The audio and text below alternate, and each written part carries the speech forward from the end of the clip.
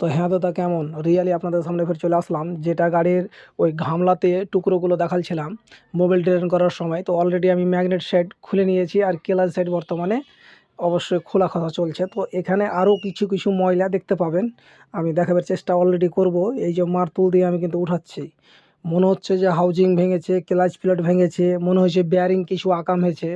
গাড়িটার কিছু কিছু জিনিস মনে হচ্ছে যে ভালো করে ওয়াশ করেনি, এর আগে হয়তো হাউজিং ভেঙেছিল, তো অবশ্যই মনে হয় ওয়াশ করেনি।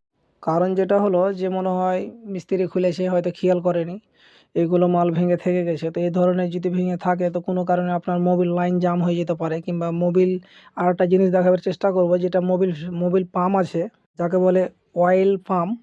অয়েল পাম্পের মুখে কিন্তু অনেকই কাচরা আছে, অনেক কাচরা আছে।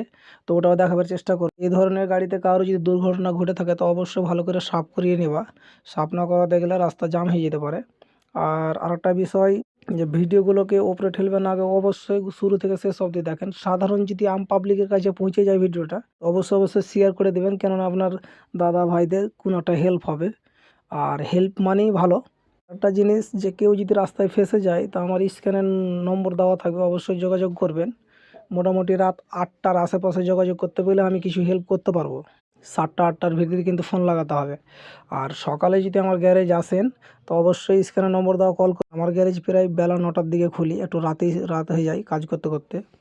তো এই ধরনের ভিডিও A to Z পেতে গেলে আমার চ্যানেলটাকে অবশ্যই অবশ্যই ফলো করবেন, আর শেয়ার অবশ্যই করবেন যেন সকলের কাছে পৌঁছে যায়। লাইক কমেন্ট সবই করবেন। কমেন্ট আমি কম বুঝি, কিন্তু ডাইরেক্ট যদি ফোন করে দুটো কথা বলে নাও কোনো অসুবিধা নেই, আমি আমি কথা বলার জন্য ফাঁকা। তো আশা করি ভালো থাকো, সুস্থ থাকো, আর এইগুলো কাচরা দেখে শুনে সাফ করে নেবেন।